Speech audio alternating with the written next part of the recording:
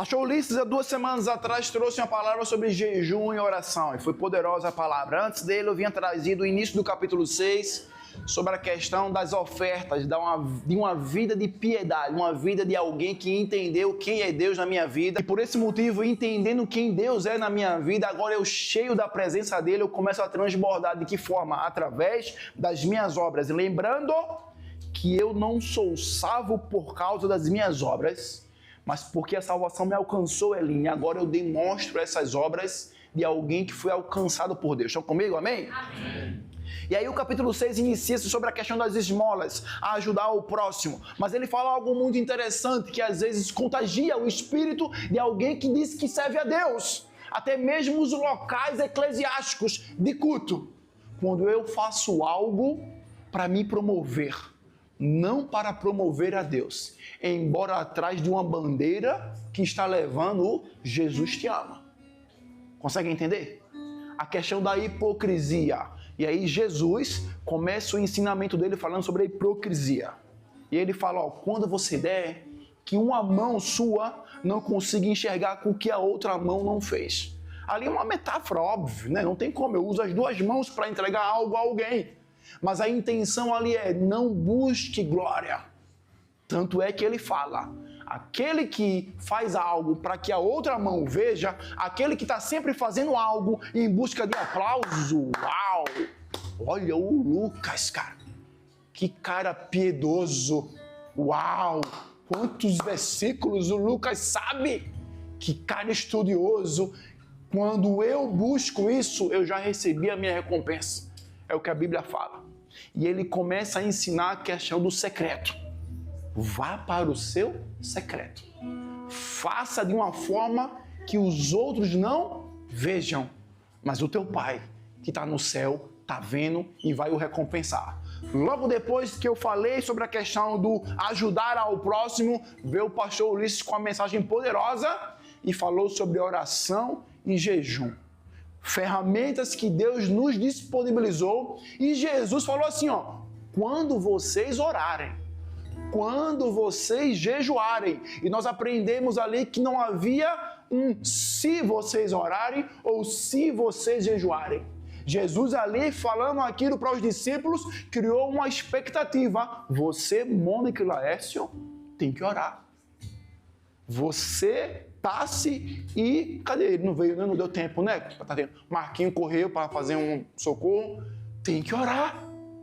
Você, Danúbia e Gabriel, tem que orar juntos. Eu e você, Isabela, temos que jejuar juntos. Você e Kaique também, como casal. Uma pergunta aqui. Às vezes é difícil a gente orar em casal, não é? Ou sou eu? O casal orar, mão dadas, em casa. Vamos orar nós 2 aqui. Às vezes é difícil, né? Eu oro com o Kaique, oro com o Mateus, oro com todo mundo. Mas às vezes terá um tempo, Beca, para dizer que, vem cá, minha nega, vamos orar nós 2 aqui? Às vezes não é difícil. Às vezes eu jejuo com um grupo de homens. Mas às vezes eu disse, vamos jejuar nós 2? Às vezes não é difícil, como casal. Se a gente é uma só carne, irmão. Trazendo até para a data de hoje, quinta-feira foi comemorado o Dia dos Pais. Homens, a gente tem motivado esse ambiente de santidade no nosso lar. A gente tem motivado esse ambiente de pegar na mão da esposa e dizer, vamos criar aqui uma atmosfera de adoração, eu e ela. Homens, a nós cabe a santidade do lar. As mulheres são mulheres de oração e edificam a casa. Mas os homens em casa, nós temos promovido isso na nossa mesa, Alexandre. Nós como pais, ou eu sou super espiritual somente na igreja. Eu, Lucas. E a gente aprende ali, quando Jesus fala, na igreja, Lucas, tu quer orar? De mãos altas, com a voz bradando forte, recitando versículos, pulando, às vezes manifestando de forma extravagante algo. E em casa, tu ora como um leão também. Vai pro teu secreto, Lucas. Vai pro teu canto de intimidade. E Deus nos ensina em relação à oração e o jejum. E Ele fala, não fica criando aparência de super piedoso quando você jejuma. Não, irmão. Jejua, faz a barba, lava o rosto e vai para o teu secreto. Jesus também nos ensina algo muito valioso. Quando antigamente, por zelo e uma reverência excessiva, não que nós não venhamos a ter reverência, não é isso. Mas por uma reverência excessiva, querendo passar a imagem de alguém super crente, Mateus. Os homens falavam, ó Deus, ó Senhor. E aí vem Jesus e fala assim, irmã Elizabeth, irmão Marcos, chama ele de pai, irmão. E Jesus ensina, quando vocês orarem, orem assim, Pai Nosso. E aí ele cria ali uma intimidade de filho e pai.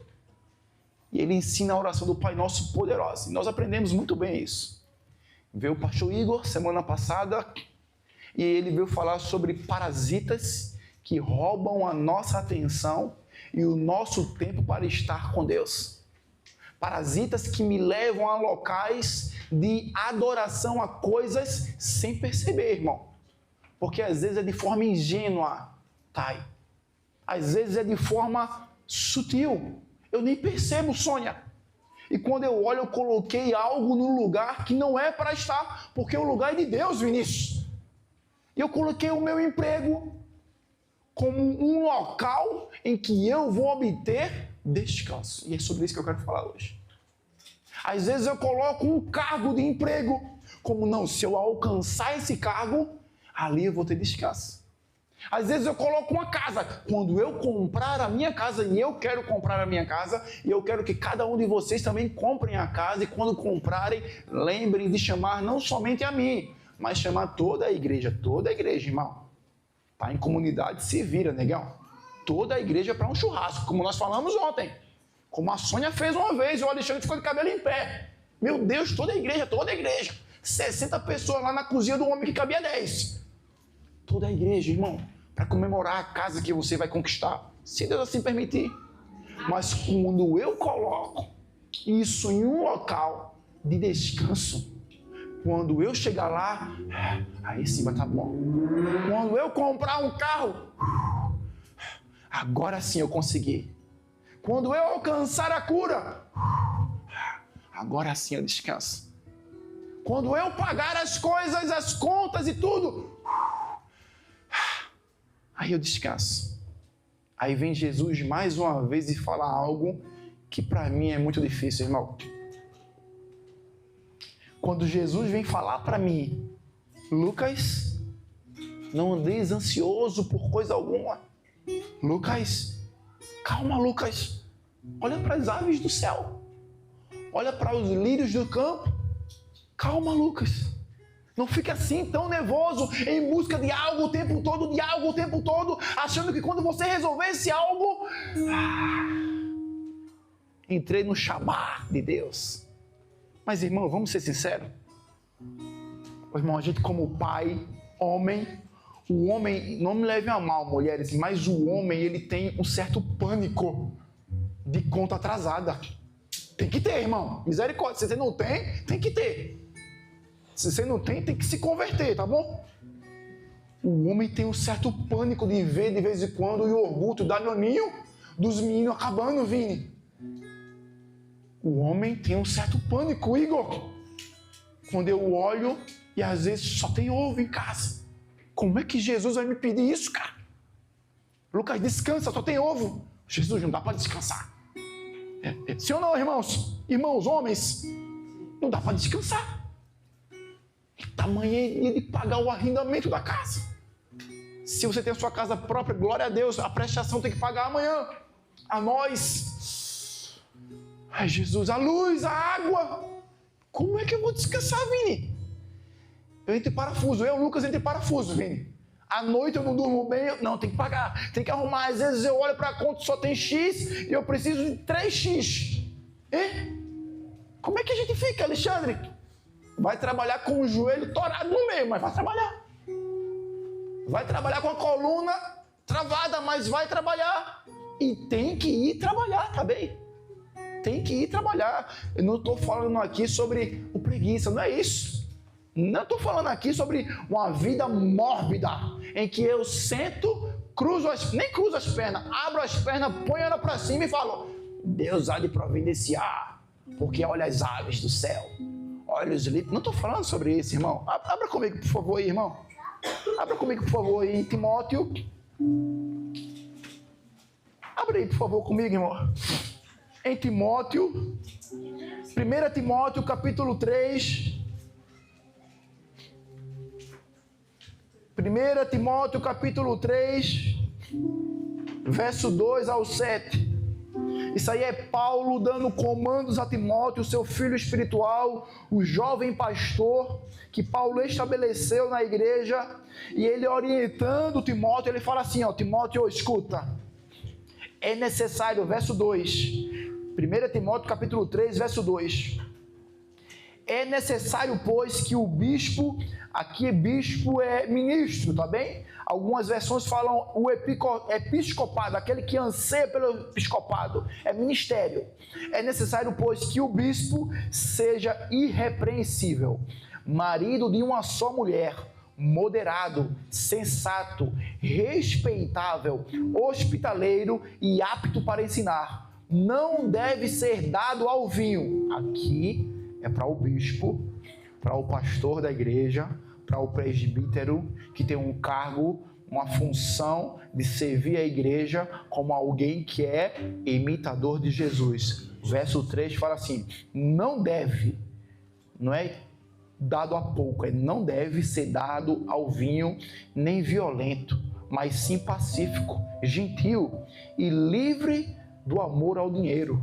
Deve governar bem a sua casa, tendo os filhos em sujeição com toda a dignidade. Pois se alguém não sabe governar a própria casa, como poderá cuidar da igreja de Deus? Aqui são características de alguém que quer dizer que eu quero servir a Deus, irmão.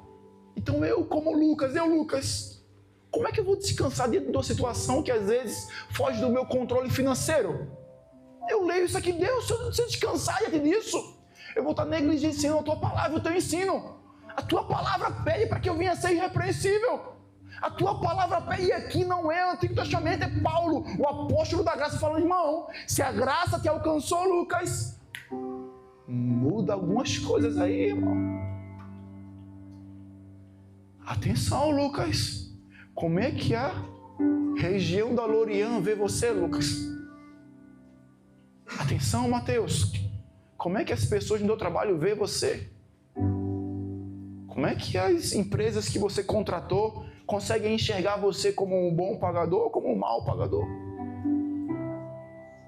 Como é que os teus filhos, a tua esposa vê você como um bom administrador do lar ou como um administrador negligente do lar? E atenção, nós passamos por momentos muito difíceis. Toda caminhada gera uma dificuldade, é normal isso, tá não? Durante a caminhada a gente falha muitas vezes. Mas o falhar por tentar é uma coisa, Luan. Falhar porque é falha no meu caráter são coisas diferentes. Consegue entender, igreja? Mas então, diante disso, como é que Jesus fala? Descansa. Não fica se preocupando com as coisas daqui. Você não pode servir a dois senhores. Ou vai agradar um ou vai desagradar outro. Atenção! Aquele que serve a Deus não pode servir ao dinheiro. Aquele que serve ao dinheiro não pode servir a Deus.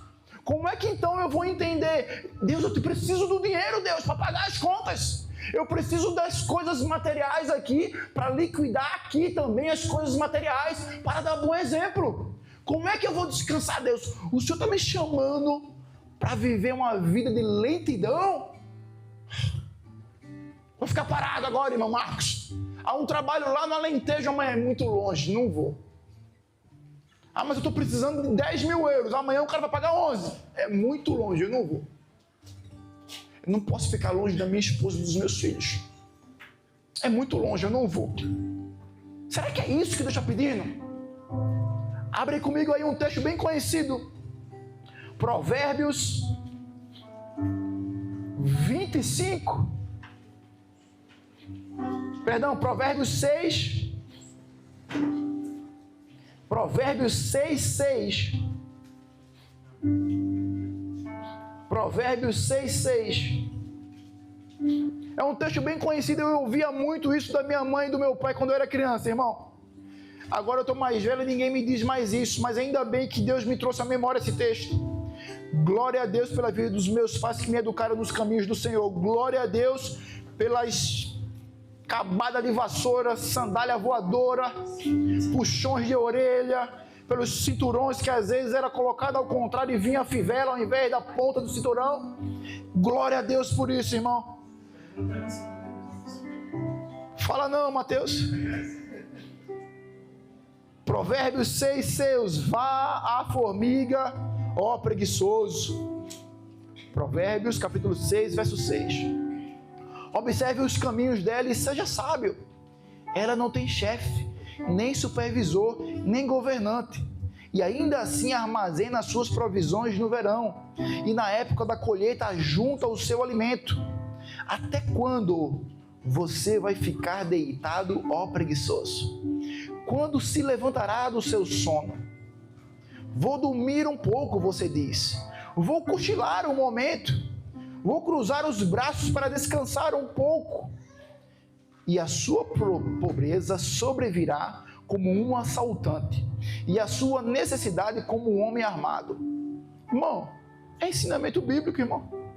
A ideia de Jesus aqui no Sermão do Monte não é que a gente venha simplesmente parar e falar, Deus há de prover tudo, não, porque ele fala assim, ó, as aves estavam no céu, as aves não estavam no ninho, elas estavam voando em busca do alimento, mas fala assim, ó, elas não plantaram nada, elas não têm um celeiro onde armazenar alimentos, mas elas estão voando em busca do alimento.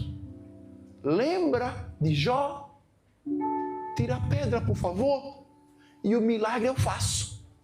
Lembram disso? Lembra de Naamã, comandante sírio? Vai lá, Eliseu, mergulha 7 vezes e a cura eu trago. Jesus não está ensinando o Caio a ficar parado em casa de forma alguma. O que Jesus está ensinando e pedindo, Ele está nos chamando a depender dEle, Thelminha. A dizer, Deus, eu vou me preparar, eu vou fazer faculdade, eu vou estudar inglês, eu vou fazer todos os cursos profissionalizantes, eu vou comprar um violão novo, um teclado novo. Igreja, glória a Deus, através da oferta de vocês, nós conseguimos comprar um violão novo e aleluia por isso, tá bom? Deus seja louvado. A partir do mês, só um adendo aqui, um parênteses, se você contribui com a igreja, você tem o direito de procurar o Vinícius e a Elisa, que são um casal responsável pelas finanças da igreja, e perguntar a ele, em que está sendo gasto o meu dízimo e a minha oferta. Pode procurar, irmão. Você tem total liberdade para isso, tá bem? Nós somos transparentes nas nossas finanças, tá bom? Você que não contribui, primeiro contribua para depois cobrar alguma coisa, tá bom? Mas você que já contribui, pode procurar eles lá e chamar eles. E como é que é investido aí? E vai ter lá todos os gastos, tanto com água, tanto com luz, tanto com arrendamento. E hoje, glória a Deus, primeiro culto com o nosso violão novo. E a bateria também, nós compramos a bateria, tá bom? Glória a Deus, logo, logo vai estar ali o Caio destruindo a bateria de novo. Não, tá repreendido, irmão. O teclado, o Kaique é dele, presente dele. Não, é dele, ele ganhou de presente, mas ele está aqui utilizando, tá bom? O teclado da igreja está ali atrás, aleluia. Voltando, Deus não nos chama para descansar em estado de morbidão.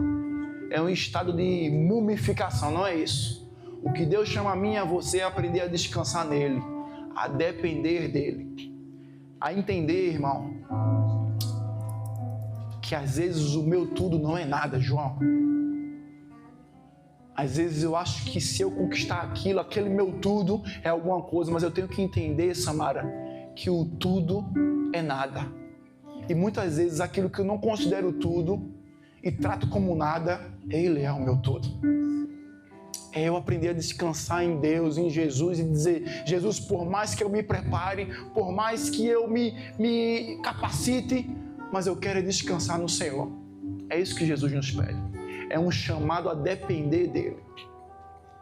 Com esse entendimento, eu quero levar vocês a uma história muito conhecida, que está lá em João, capítulo 3, do verso 1 ao 3. João capítulo 3, do verso 1 ao 3. É uma história bem conhecida, irmão. Todo mundo sabe.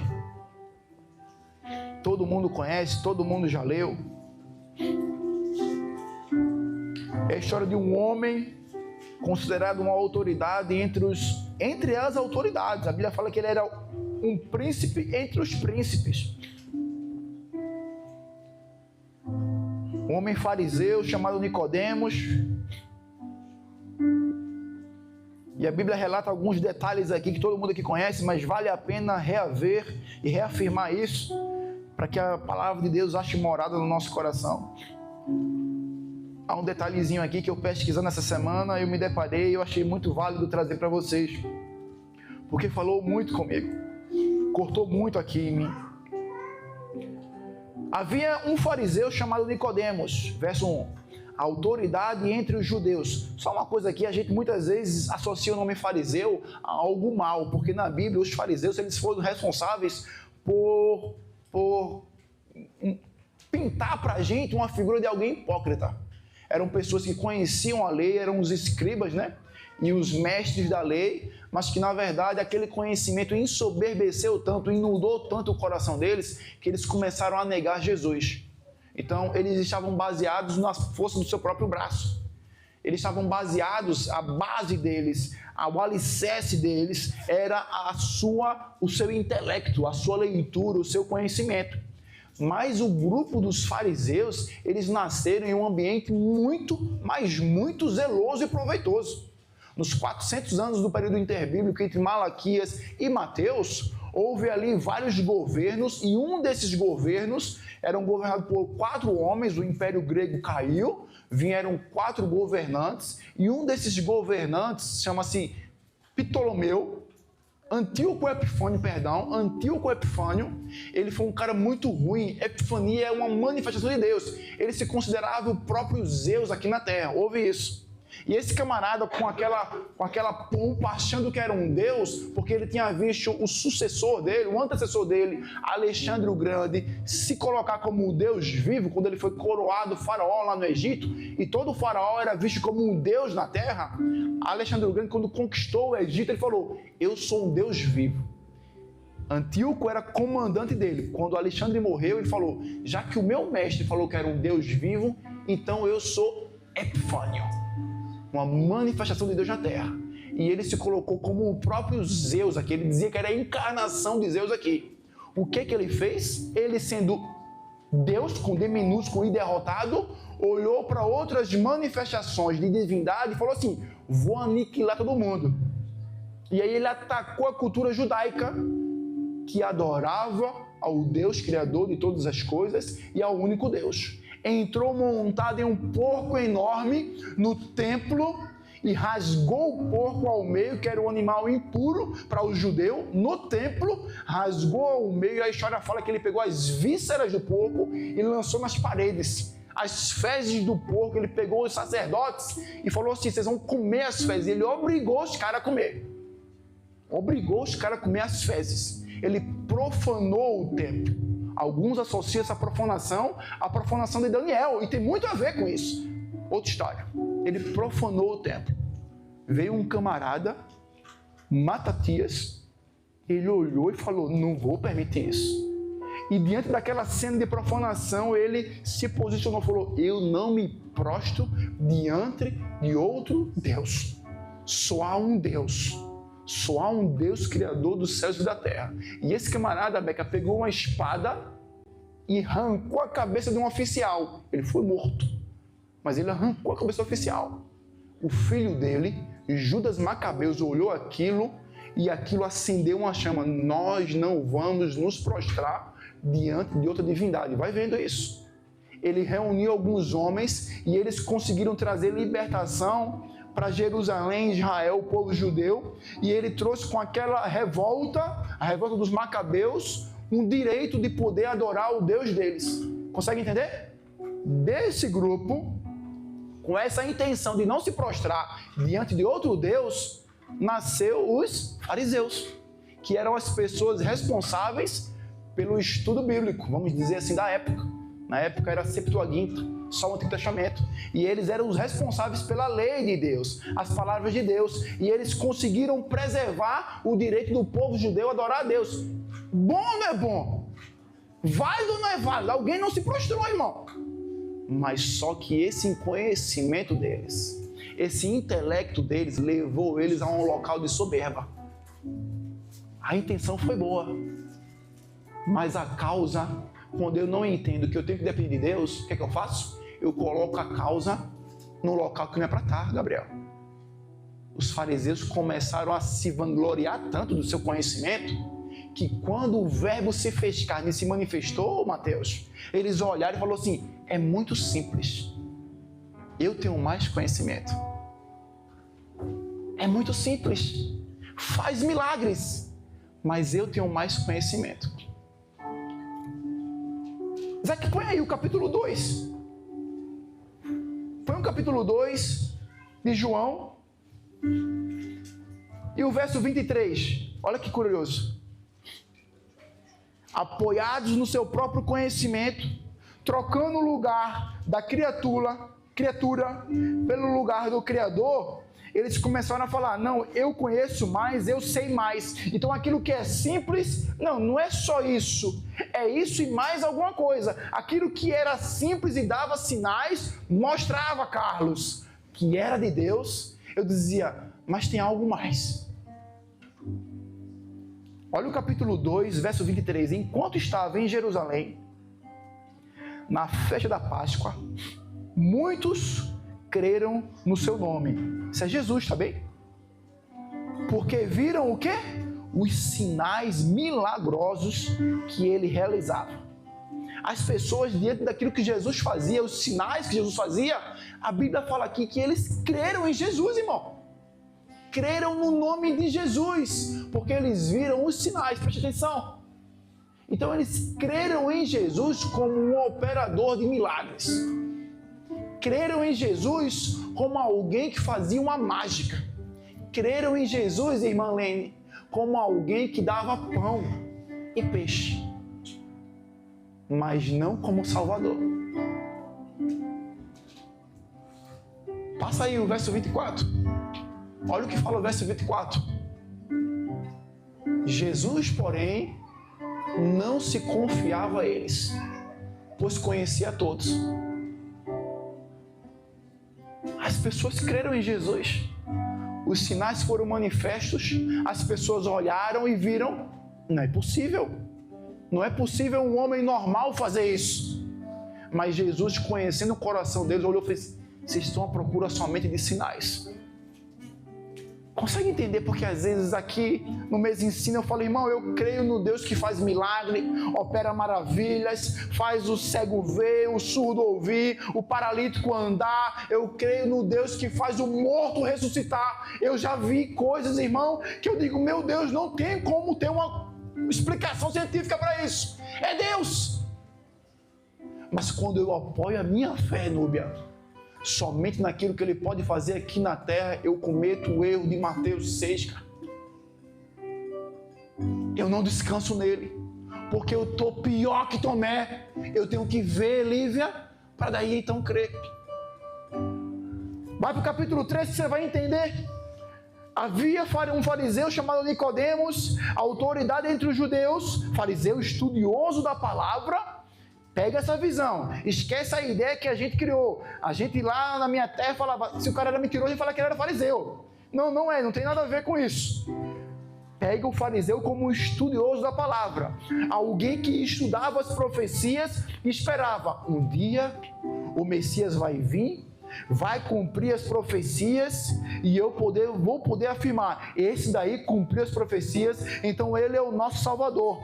Mas os fariseus estavam apoiados no seu conhecimento. Ele veio a Jesus, verso 2, à noite, e disse, Rabi, que significa mestre, tá bom? Olha o que ele fala, sabemos. Ele não falou, eu sei, ele falou, sabemos. Havia um consenso entre os estudiosos da época, que ensinas da parte de Deus, pois ninguém, irmão, ele reconheceu, cara. Ele olhou e reconheceu. Ele viu os sinais e falou, não é possível. Esse tipo de coisa só pode fazer alguém que é da parte de Deus. E ele falou, pois ninguém pode realizar os sinais milagrosos que fazes se Deus não estiver com ele. Verso 3. Em resposta, Jesus declarou, em verdade lhe digo que ninguém pode ver o reino de Deus se não nascer de novo. Alguém chegou para Jesus, olhou para Jesus e falou, eu reconheço que você é de Deus. Eu reconheço que as coisas que Deus faz através da sua vida não são coisas comuns. Eu reconheço que aquilo que eu senti um dia, aquilo que eu vi um dia, aquilo que eu presenciei um dia, foi de Deus. Foi de Deus. Mas daí a ser o Salvador, aí é demais. Foi o que eles falaram. E aí vem Jesus e fala, ó, ninguém pode ver o reino de Deus se não nascer de novo. O verbo aqui nascer de novo no grego é anotei, que tem uma dupla significância. Nascer de novo, literalmente, e nascer do alto. A gente vê que logo depois disso, Nicodemos falou assim, como pode um homem velho voltar para o ventre da sua mãe e nascer de novo? Ele não entendeu o que Jesus estava pedindo a ele. É nascer do alto, em conformidade com o que fala em João 1,13. Põe aí, Isaac, João 1,13. João 1,13. Olha o que fala João 1,13.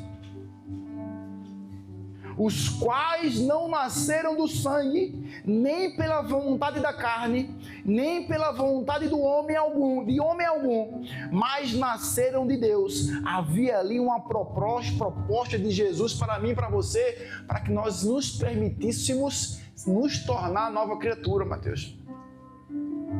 O grande problema, igreja, sabe qual que é? É que eu aceito a Jesus, eu reconheço que Ele é Filho de Deus, eu declaro nos louvores, nas minhas orações.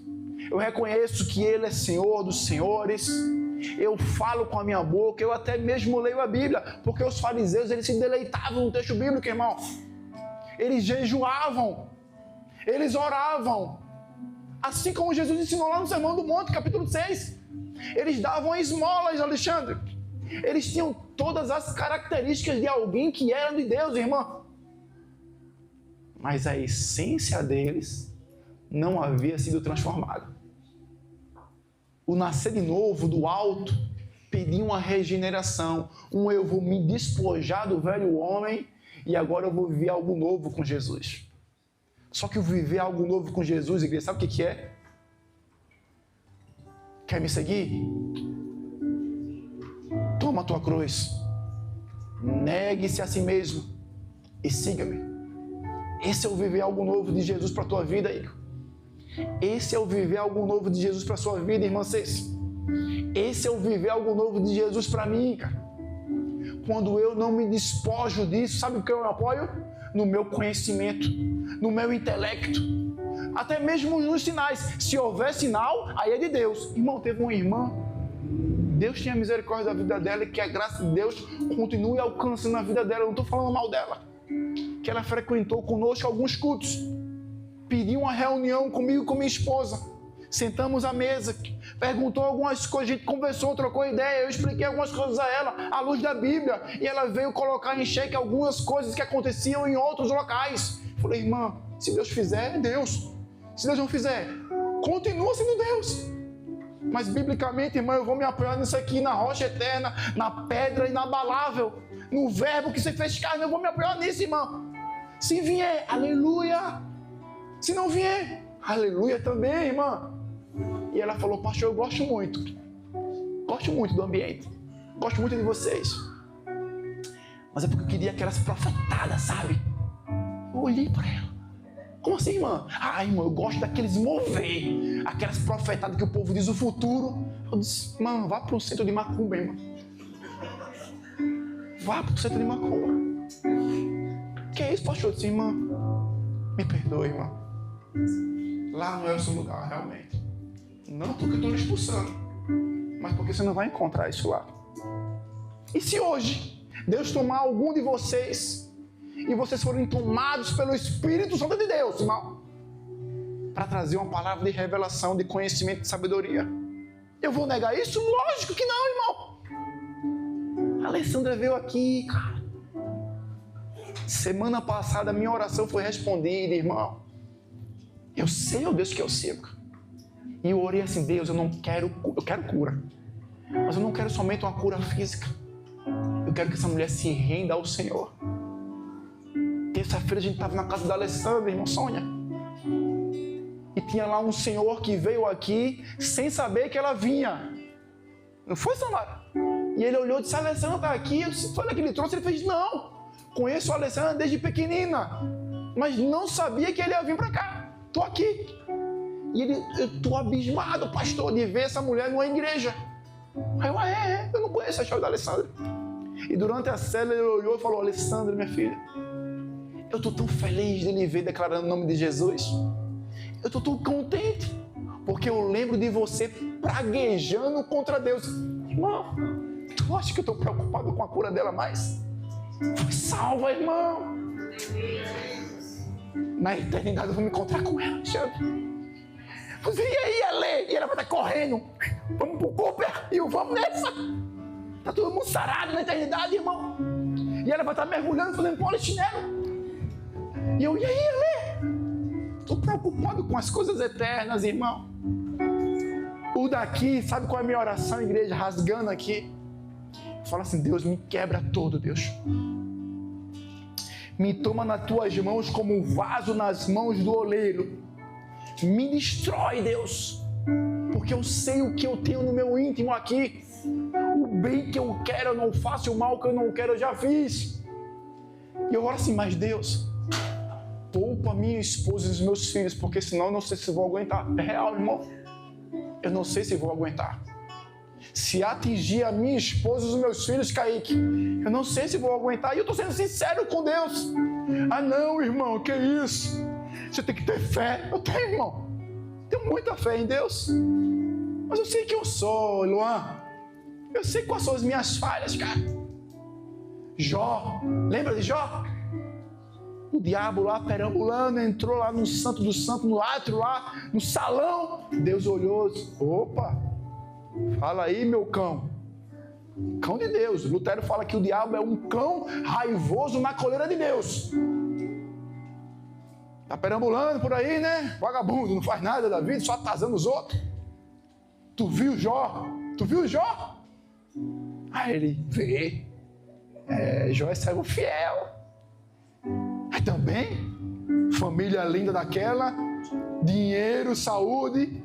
E aí o diabo levanta 3 teses. Nós só somos fiéis a Deus com dinheiro, com saúde e com a família bonita. Aí Deus fala, você não entendeu, cara. Ele é meu, o Jó é meu e eu sou dele. Tira lá o dinheiro. Ah, e aí?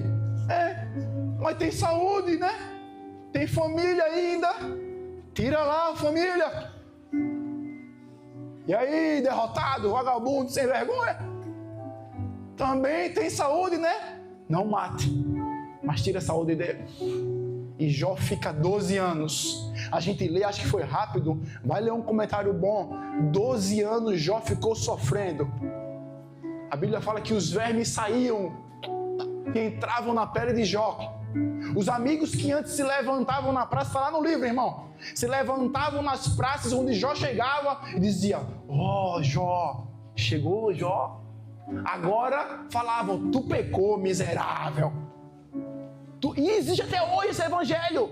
Está acontecendo isso é porque pecou. Misericórdia, irmão. Misericórdia queima. Tu pecou. E Jó não. Mas há uma expressão de Jó que aquela expressão me destrói. Porque Deus tomou Jó como advogado dele, como representante dele. Falou, vai lá. Ataca as 3 áreas que tu está falando que é só por causa dessas 3 áreas que alguém é fiel a Deus. Vai lá e ataca. E eu vou te provar quando alguém confia em mim, descansa em mim e os seus olhos são iluminados, porque eles me viram, essa pessoa não me abandonará. Jó fala assim, 12 anos depois, destruído, sem nada. Até mesmo a mulher dele falava assim, pragueja esse Deus, abandona ele, deixa de ser parvo. Jó fala assim, antes, quando eu tinha tudo, eu conhecia Deus só de ouvir falar. Quando eu tinha tudo, eu conhecia Deus só de ouvir falar. Família bonita, só de ouvir falar. Dinheiro, só de ouvir falar. Riquezas, só de ouvir falar. Agora destruído.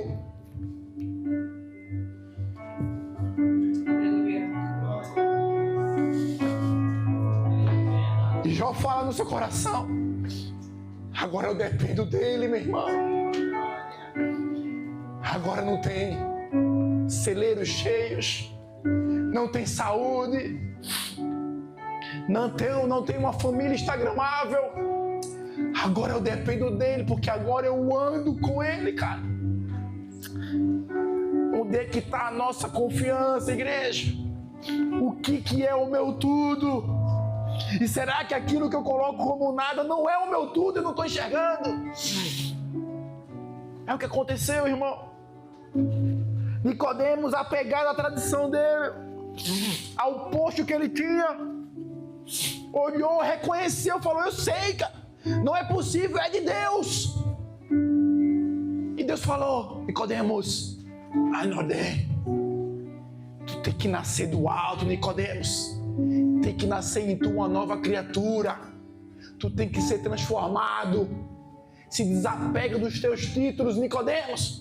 Se desapegue das tuas nobrezas, dos salões de festas, da tua riqueza. Nicodemos, tu tem um bom cargo, aleluia, que seja para a glória de Deus. Tu tem um bom carro, aleluia, que seja para a glória de Deus. Tu tem um talento extraordinário, aleluia, que seja para a glória de Deus. Mas Nicodemos, depende de mim, cara. Descansa em mim. Olha para mim. E aí, junto com isso, eu quero terminar levando você a uma passagem bíblica que está lá em Marcos 10. Marcos 10. Fala uma história muito conhecida também. Ela também está relatada em Lucas e em Mateus, mas Marcos 10 fala algo muito bacana.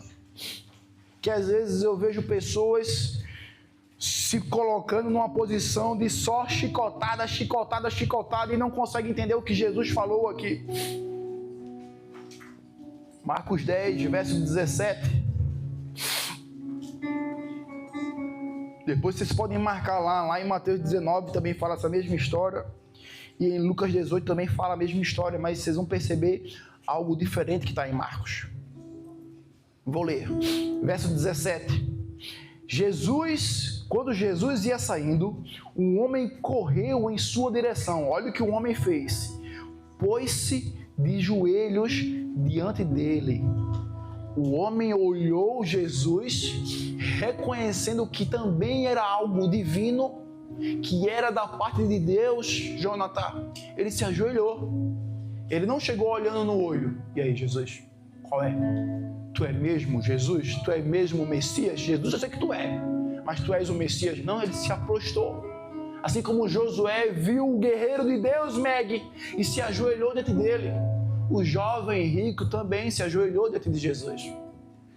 E falou, bom mestre, que farei para herdar a vida eterna? Irmão, eu acredito piamente que aquele jovem olhou, viu em Jesus a salvação, se prostrou, porque como mestre somente ele só ia olhar, irmão. E a primeira pergunta dele foi, o que farei para herdar a vida eterna? Algumas versões falam que querendo colocar Jesus à prova, mas a Bíblia fala em Marcos algo muito interessante. E Marcos foi relatado de acordo com o que ele ouviu de Pedro, porque Marcos não andou com Jesus. Há só uma menção no momento da crucificação, que diz que um jovem saiu nu, tinha um lençol enrolado e saiu nu. E os comentaristas falam que esse jovem era Marcos, era João Marcos. Mas João Marcos, ele foi discípulo de Pedro. E Pedro era o líder da igreja. Pedro estava ao lado de Jesus, desfrutou de momentos com Jesus que os outros não desfrutaram. Lembra disso? Jesus, quando subiu ao Monte da Transfiguração, estava lá Pedro com ele.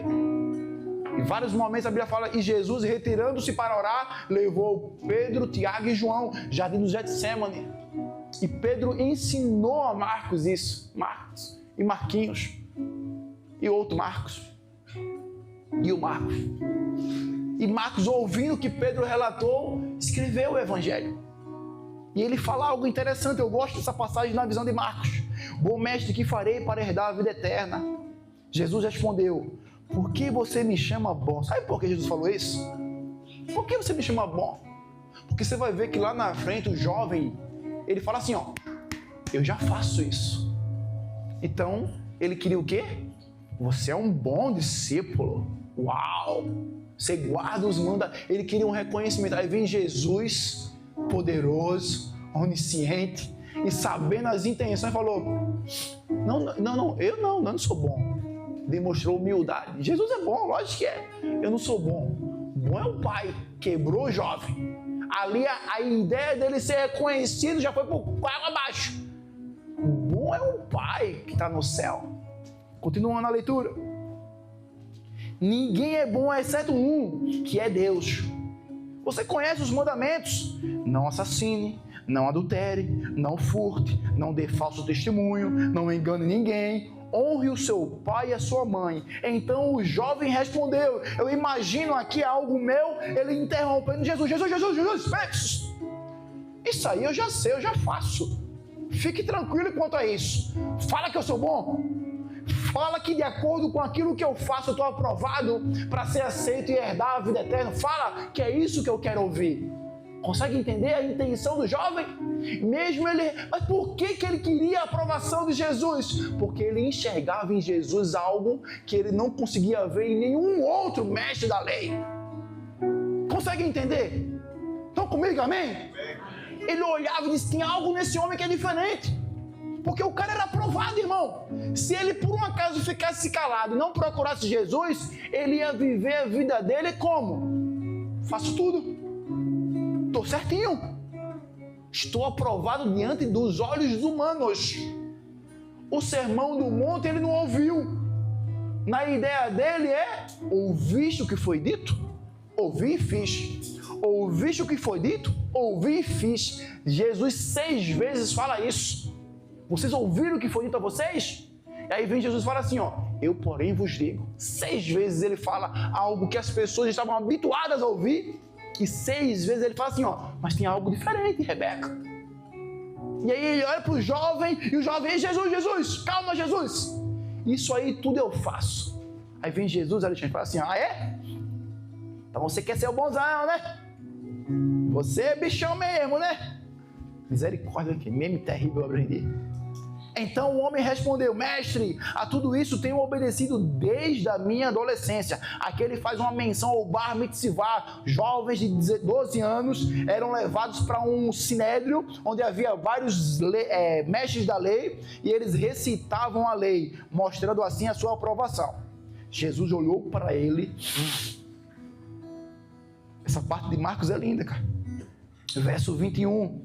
Jesus olhou para ele com desdém, com desprezo, com nojo, com ojerizo, porque aquele camarada estava se achando demais. Na minha versão, está com amor. Jesus, sabendo de tudo que passava a ser no coração, na alma, no íntimo daquele jovem, ele fala assim, ó, ah, Deus, ele tem zelo, mas ele não entendeu que o descanso não está nas coisas aqui da terra. Ele tem zelo, ele pratica as coisas, mas ele não entendeu que o tesouro maior de Mateus 13:44 sou eu. Ele tem zelo, ele lê a palavra e tem que ler, irmão. Salmo 1, ele ora e tem que orar, cara. Mateus 5, mas há algo melhor para ele que eles não entenderam ainda. E esse jovem não entendeu. Mas ele olha e fala, ele está perto. quando ele se desprender de coisas humanas, quando ele parar que achar que a adoração dele é por causa de um violão novo, de um teclado novo, quando ele esquecer o microfone da Shure ou o melhor que tenha, e ele entender que a boca aberta e o coração quebrantado e contrito, aleluia, oferecido como sacrifício vivo é o que vale para mim, aí ele vai alcançar aquilo que ele quer. E Jesus fala para ele: falta uma coisa a você. Vá, venda tudo o que possui e dê o dinheiro aos pobres, e aí você vai acumular tesouro no céu. Depois venha, se desprenda de tudo que você tem, jogue para o lado tudo aquilo que você se apoia como para ser um homem de êxito e de sucesso. Irmão, não se apoie no seu emprego, filho. Não se apoie na sua riqueza. Venda tudo, abra mão de tudo e siga-me. Diante disso ele ficou abatido, afastou-se triste porque tinha muitas riquezas. Jesus olhou ao redor e disse aos discípulos: como é difícil aos ricos entrar no reino de Deus. E aí vem aquela famosa discurso de Jesus falando como a riqueza às vezes nos atrai para um local longe de Deus. E o capítulo 6 de Mateus, irmão, fala sobre isso. O meu desejo é que cada um de vocês aqui montem uma empresa. Eu tenho um desejo disso. E essa empresa prospere, e que com essa empresa você tenha recursos, que você consiga empregar pessoas, que você crie um ambiente de adoração, onde há um bom dia, um aleluia, um graças a Deus, um glória a Deus. Esse é o meu desejo, irmão. Mas assim como Jesus falou aqui para o jovem rico, o meu desejo muito mais do que isso, é que você não se apoie nisso, que isso não seja a sua coluna, onde você olha e fala: aqui eu estou descansando. Não, irmão.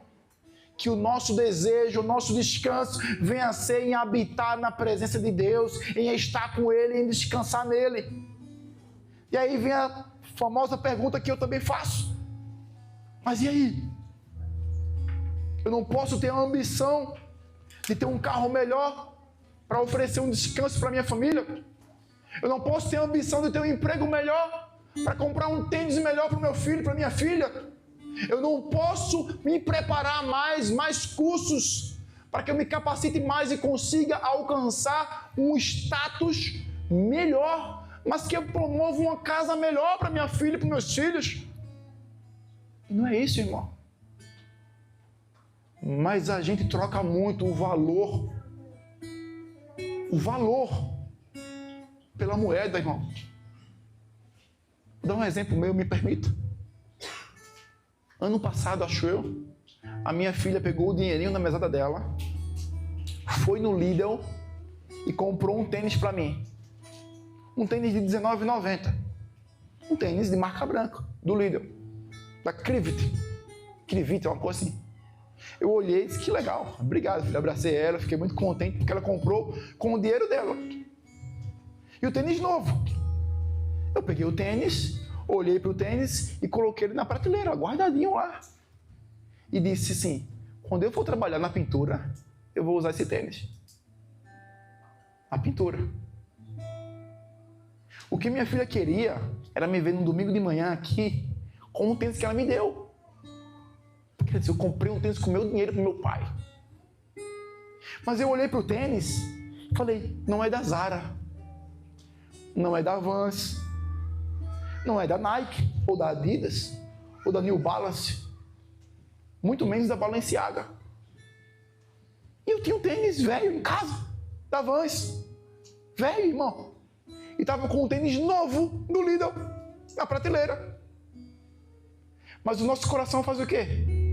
Para eu ser bem visto pela igreja e sair bem no Instagram, no YouTube, vou meter o meu tênis da Vans. Enquanto que a minha filha, com amor, me deu um tênis do Lidl.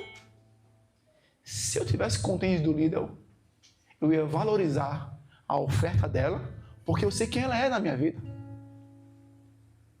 E vocês iam olhar para mim, e se o meu valor para vocês estiver na marca de tênis que eu uso, esquece, irmão.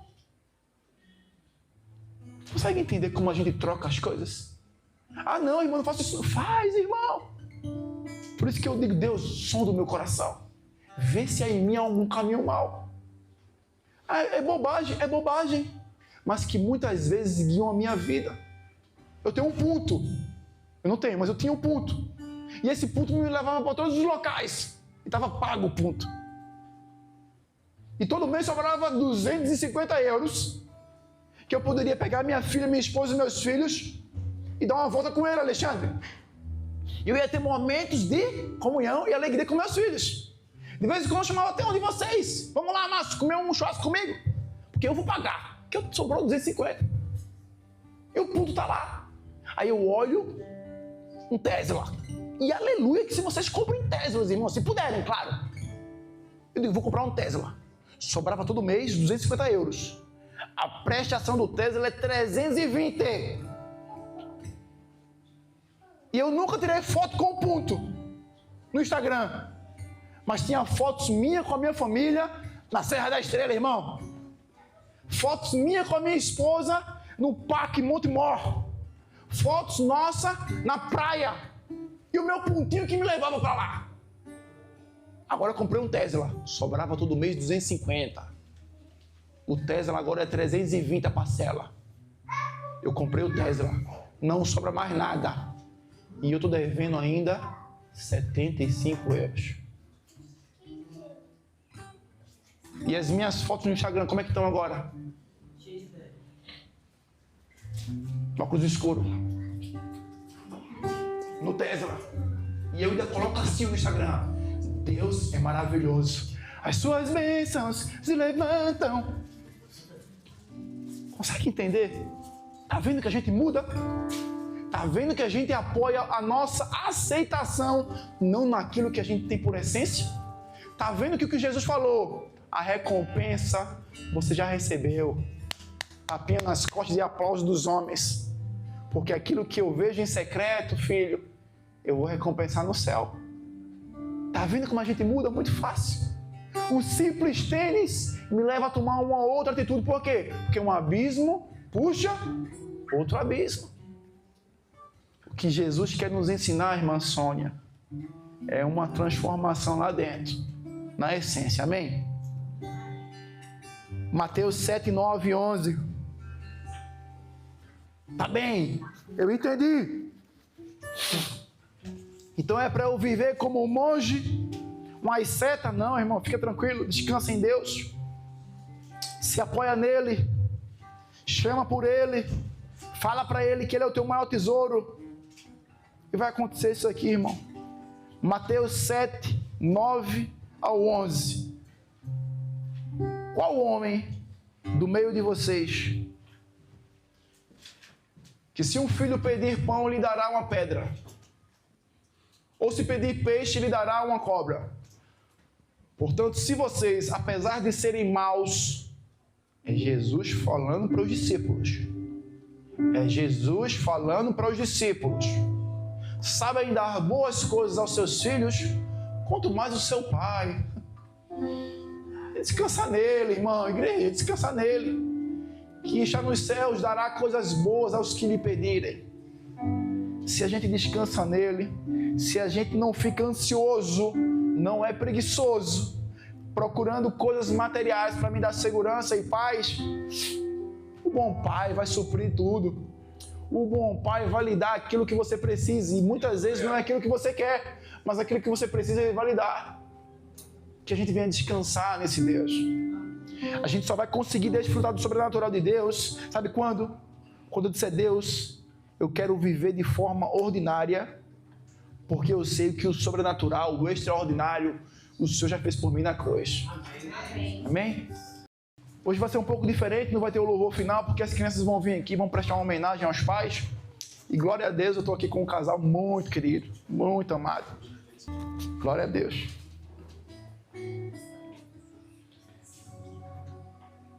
Deixa baixinho, por favor.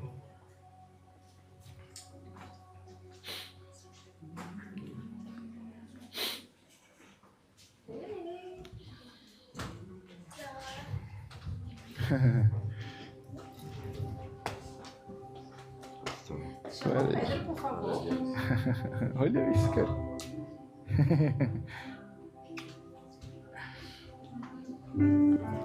Glória a Deus.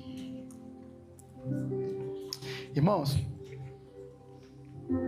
nós repetimos algo que foi feito lá com o nosso Senhor e Salvador Jesus Cristo. Em Lucas 2, põe aí, Isaac, por favor. Em Lucas 2,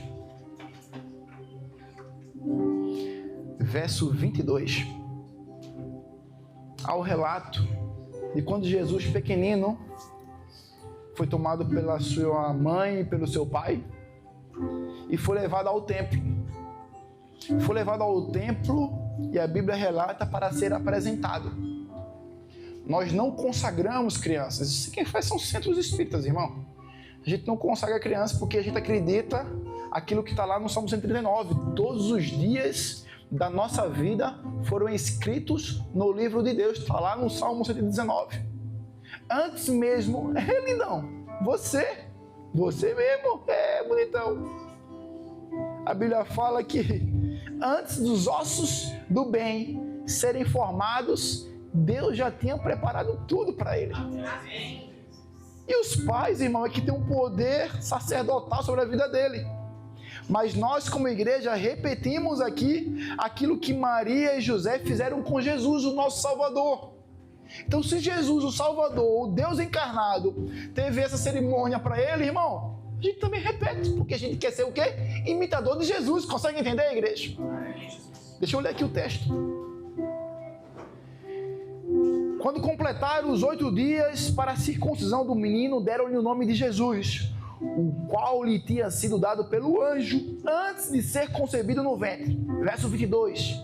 Então, quando completou o tempo da purificação deles, de acordo com a lei de Moisés, José e Maria o levaram a Jerusalém para apresentá-lo no templo do Senhor. E é isso que o Carlinhos e a Meg, o casal de diáconos aqui da igreja, e o Pedrinho também, né, Pedro? Vieram fazer hoje aqui. Vieram apresentar o bem, porque ele já é separado de Deus, eleito de Deus, como fala em Efésios 1. Ele é de Deus antes da criação do mundo, a Bíblia fala lá em Efésios. Mas eles vieram aqui para apresentar o bem à igreja. E nós, como comunidade, Salmo 133 fala que na comunhão dos irmãos, ali Deus derrama e decreta a sua bênção. Nós, como comunidade, como família espiritual, estamos aqui para abençoar, para estender as mãos sobre ele e abençoá-lo. Amém? Estenda as mãos para cá. Eita, meu Deus do céu! E aí, lindão? Eu tô seguro aqui, eu faço jiu-jitsu, meu. Olha aí! Aleluia, bem! Tá pegando a foto dele sorrindo. A minha não, mas dele sorrindo. A minha vai estragar. Dá um sorriso. Dá um sorriso, lindão. Tu é meu, tu é dos meus, meu. Aleluia. Igreja, estenda as mãos para cá, vamos abençoar. Pai, eu te louvo, te agradeço por essa vida, eu te louvo, te agradeço pela vida do Carlos como sacerdote do seu lar, da Meg, como a intercessora do lar e do Pedrinho como primogênito, que trouxeram o bem, profeta de Deus. Deus, aquele que vai povoar o céu também através da tua palavra, que vai ser usado por ti para realizar a tua obra aqui na terra. Deus, nós como igreja oramos, apresentamos o bem e nós declaramos toda a sorte de bênção da tua parte para a vida dele, Pai. Que a tua palavra venha se cumprir na vida dele, que ele venha a ser sal e luz onde ele estiver, que a vida do bem venha a ser levantada, edificada e apontada para que o teu propósito venha a ser concluído aqui na terra, Pai. Nós como igreja oramos e o abençoamos em nome do Pai, do Filho e do Espírito Santo. Quem crê diz? Amém! Aleluia! Vamos falar a pregação de hoje.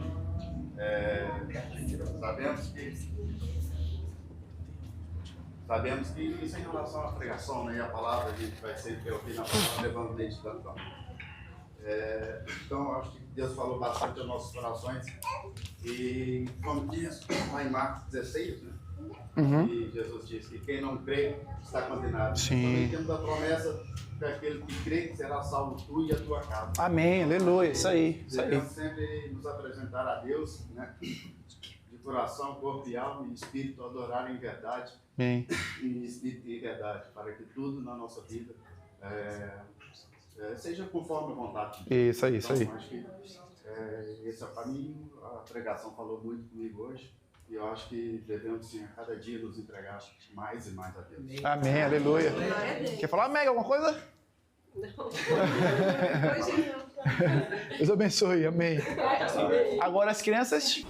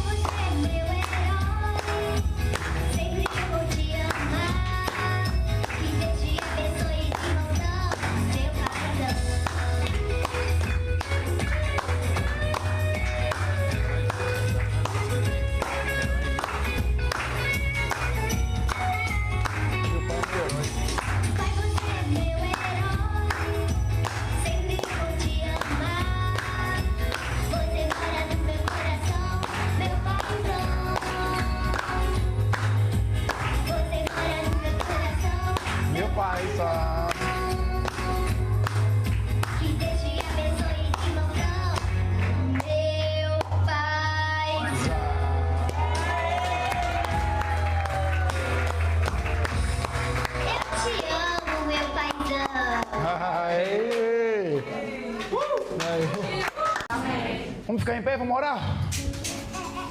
Pega na mão do teu irmão aí ao lado.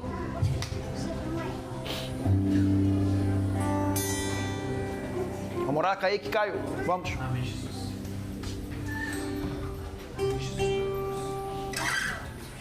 Como é que foi? Oremos juntos, Pai nosso. Que sai do céu, santificado seja o teu nome. Deus Venha a nós o teu reino. Seja feita a tua vontade, assim na terra como nos céus. O pão nosso de cada dia nos dá hoje. Perdoa as nossas dívidas, assim como nós perdoamos nossos devedores. Não nos deixe cair em tentação, mas livra-nos do mal, pois teu é o reino, o poder e a glória para sempre. Amém. Amém. Aleluia. Uma semana abençoada para vocês, que o amor de Deus Pai, que a graça do nosso Senhor Jesus, que as doces consolações do Espírito Santo de Deus lhe capacite, homem, a ser o melhor pai e o melhor esposo, mulher, a ser uma edificadora, jovem, a ser uma chama acesa nessa sociedade. Amém. Descansem em Deus, Ele há de suprir tudo, porque Ele é o nosso tudo, amém? Deus abençoe, um abraço.